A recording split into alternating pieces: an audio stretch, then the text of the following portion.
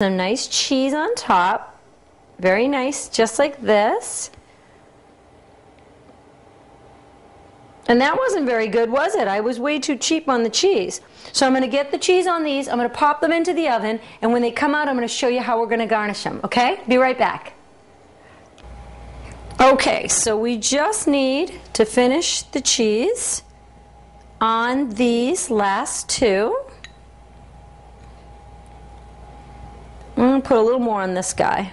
Okay, so now we're going to be very careful when we've got a hot broiler, because we're literally just looking for nice bubbly cheese, nice warm tostadas. Then we're going to pop them out. So I'm going to put them in Martha, and I'm not going to take my eye off of them, and we'll be right back.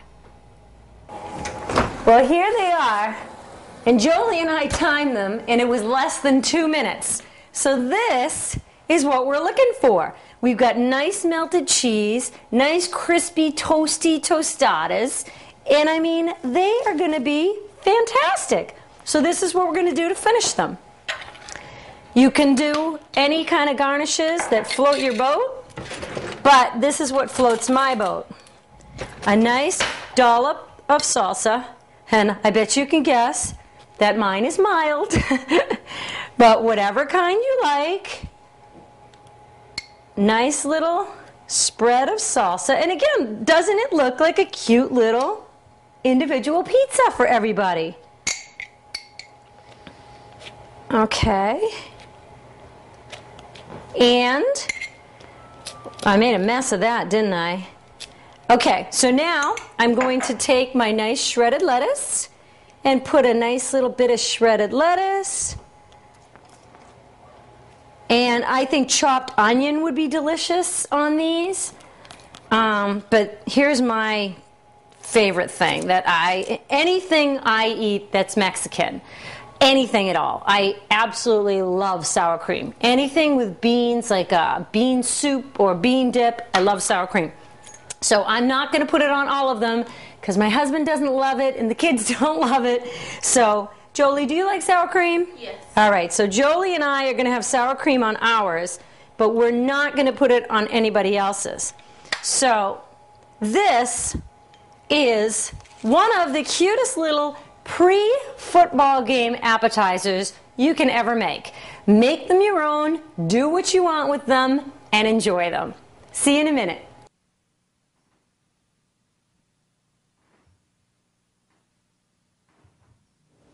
It's time to make a minestrone soup. I've got all the ingredients right here so I can show you. You don't need to start with any meat products if you want to keep it vegetarian, but I really love the flavor, so I put a few strips of bacon chopped up into my pan to get things going. It makes it flavorful to start the pan. I also use pancetta, which I love. You can do either one. Just a little bit, a little hint kind of flavors things and gets things going. Then we just need a carrot, garlic, an onion, some celery, and this is escarole. I love to put greens in soup because number one, it's very healthy, and number two, it just gives it a little more body and a little more something to it.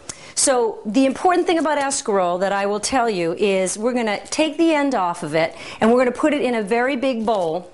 And we're going to soak it in water. We don't do this till the very end. We're going to saute everything first. At the very end, you'll add your greens. Sometimes I do one or the other, escarole or spinach. Either one is terrific. If you buy the baby spinach, good to go. Open the package, pop it in. If you buy this, which is a lot less expensive, you're going to have to take those big, heavy stems off. And I'll show you that in a minute, too. So we can set these aside. We're not going to do these till the end.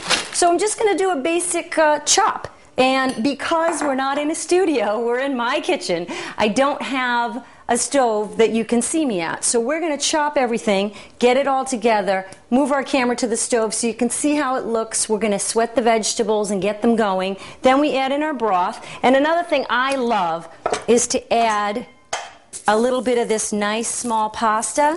And just a trick to let you know. Tom, can you zoom in on that?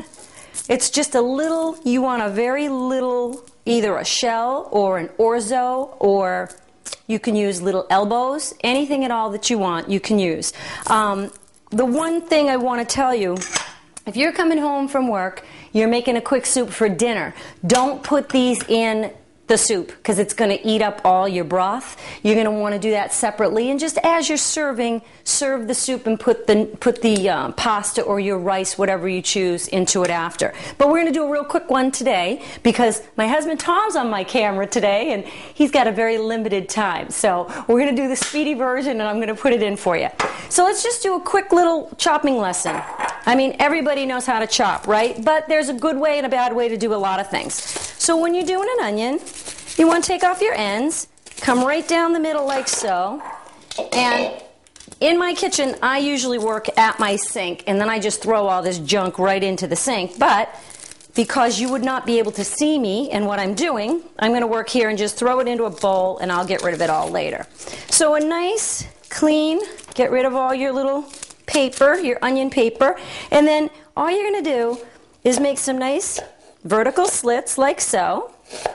And very carefully, you're going to tuck your knuckles. We don't want you cutting your hands. You're going to slice into it like this. And then it makes it so simple. Look, bing, bang, boom. You've got a complete onion. Love it. Tom's not super huge on onions, so a half is going to work for me. So I'll save this for later. I'm going to put this right into my bowl. And when you're doing soup, you don't have to be particular. You can do a nice rough chop, because all good Italian soups have nice rough vegetables, good coarse pieces, and that's really what we want. Nice celery. I see absolutely no reason, unless it's brown at the end, to take off these tops. They're fantastic. They make the soup look really nice. So you use them. Quick chop of that. Don't need the end. There you go. And just a little cooking lesson. Oh, my eyes are starting to water from the onion. Quick lesson. In Italian, this base for a soup, a chili, sometimes even a stew, is called a sofrito. And it's basically chopped onion, garlic, celery, and a carrot. In French, the culinary term is a mirepoix.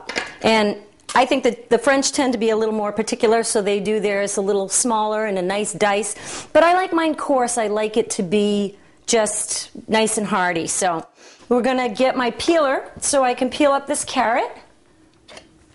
And we're going to put that in as well. I hope you're not going to see my mascara running down my face because now the onions are really getting to me. Okay. All right. Nice and easy on that. I have got to move that. It's killing my eyes. All right. Another quick thing. If you're doing a soup, let me get something for my Jeepus creepus. Okay. If you're doing a soup to have tonight, you're coming home from work and you want soup in half an hour, then you got to keep your pieces small. So obviously there's always a narrower end of the carrot. And I like to do it because it just looks nice. I like to keep some little spheres. Then when you get to the thicker part of the carrot, just make them smaller because you don't want to simmer your soup for a half an hour and bite into a big hard carrot when you've been working all day and you just want a nice warm hearty bowl of soup. So there you go with your carrot. And the other thing I'll caution you, I like to heat up my pan, get the bacon going. When it's hot, really hot, and you're sizzling your bacon, you're going to want to turn that temperature down because then you want these vegetables to just kind of sweat out and saute nicely. If you put garlic into a hot, hot pan, you're going to burn it. And if you burn it, it makes a really bitter taste that you don't want to ruin your soup with. So, little trick on garlic. Here's a nice head of garlic. In order to loosen it up, you just give it a really good smush like that. And you just take your cloves out. And I love garlic. It's great for us. I make sure we all eat it so, you know, we all smell the same. So it's no big deal. And then the easy thing about garlic, let me get the rest of my carrots in here. You're just going to take the back of your knife and you're just going to give it a smash. And that's all you need to do. And frankly, with a soup, I don't even chop it. I like it. I make small pieces because it's going to get small and mellow in my soup. So I like to leave it that way. You can make minced, chopped, whatever you like, but I really like the big pieces, and I leave it just like that. So that's as quick and simple as it is. What we're going to do now, move our camera over to the stove, get that bacon going, get our vegetables into the pan, let them saute. Then it's as easy as this. I start with 3 cans of chicken broth. This makes a weeknight soup for the 4 of us. 3 is good. Add as much as you want.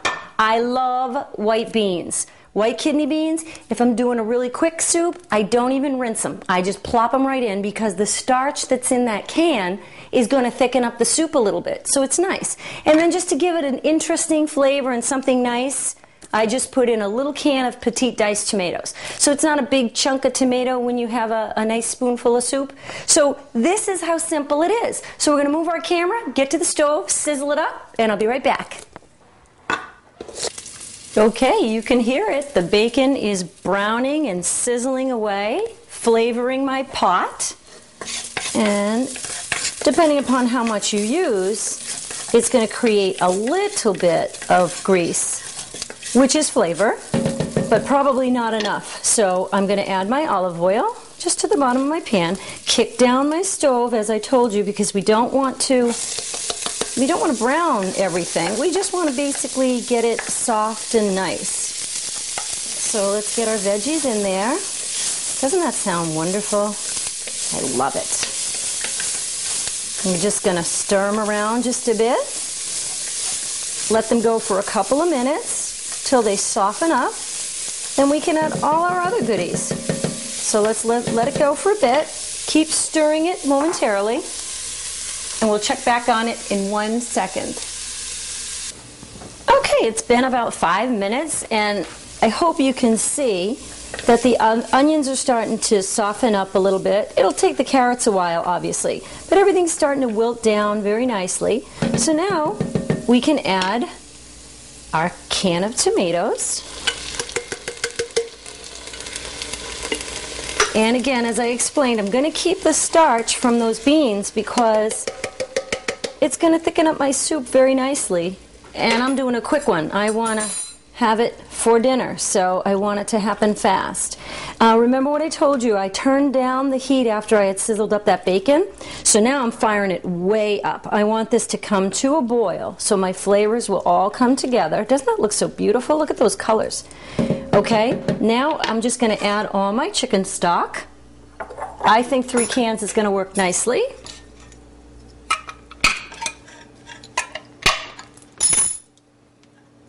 Okay, and this is all going to start bubbling really nicely in just a minute.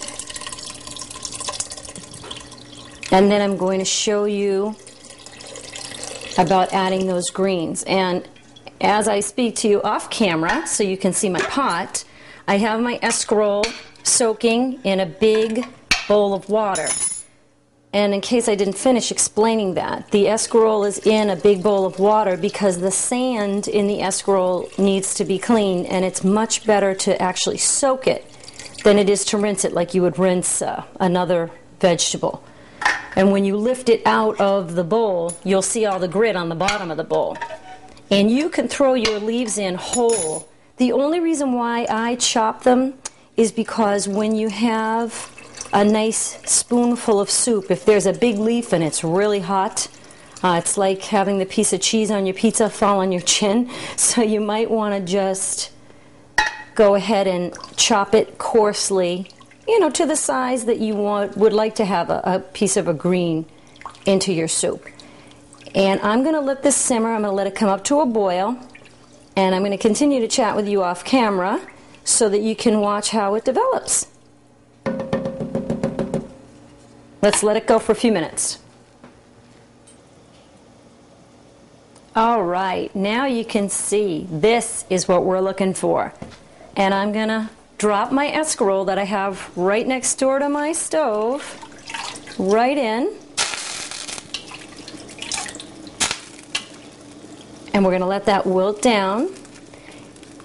And I'm going to show you right over the pot, just because it's going to save me some time from moving the camera, what I meant by taking those stems off the spinach.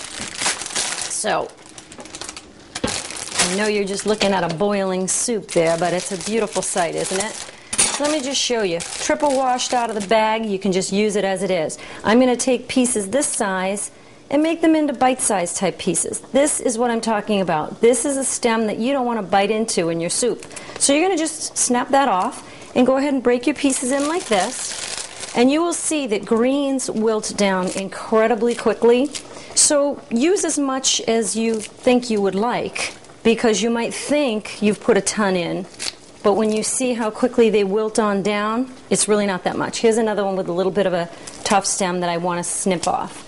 So you see that rolling boil that we've got there? That's what we want to maintain, because I'm going to add my pasta, because I told you I want to have this soup for dinner. So I am going to cook it, the pasta, right in my pot, and I have that right over here beside the stove as well. And I'm sorry I can't be looking at you, but it's impossible to keep switching back and forth. So I'm going to take a really good handful, and these are those adorable little shells that I showed you before. I'm going to put a really good handful of those. And just as you would boil them in water to make just pasta and sauce, I'm going to give it maybe 7-8 minutes and just grab a little spoon and start taste testing. You're going to tell when the greens get wilty, and obviously your pasta is going to get a little bit, I think I'm going to add a little more. It's going to get a little bit bigger because it's obviously cooking up nicely. So I don't know that I need a heavy boil like that. So I'm going to kick it back just a smidge, and I'll check back in with you in a few minutes, and let's have a nice hot cup of soup together. Looks great. Well, here it is, our beautiful pot of soup. You can actually work all day, have your ingredients, keep them all in one basket in the fridge. Come home, kind of decompress, pour a glass of wine, do your chopping, and you get this beautiful dinner. So this is my size that I love. This one's for Tom. And the only thing I would recommend to finish this is maybe some nice, fresh, grated Parmesan cheese on the top. And it's gonna be delicious. Pop some crescent rolls, some biscuits into the oven. They take 10 minutes. You've got a beautiful, homemade, healthy meal to have on a weeknight. Enjoy it. Hey there. I'd love for you to write to us and share your favorite kitchen memory, your favorite recipe, if you have a question, or if there's just something you'd like to see us cook on a future show. So grab a pen. We're going to give you an email address and also a snail mail address. And as you're writing the address, take a listen to the tune. It's called Center Stage, and it's mine. And if you like it and you want to hear it, you can borrow it from the Thayer Public Library. Talk to you soon. Thanks for joining us. Center Stage.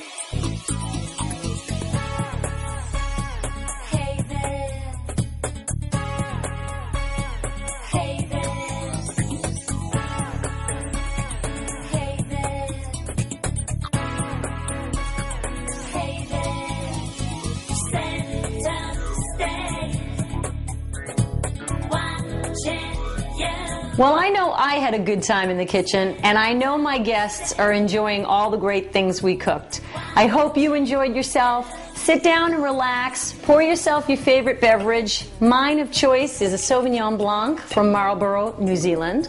But whatever it is that you like, or a hot cup of tea, put your feet up and congratulate yourself on a job well done. And until we meet again, may God bless you and keep you, and may your kitchen be full of good food, good friends, and lots of good fun. Thanks for joining me. I hope I see you again. Salute.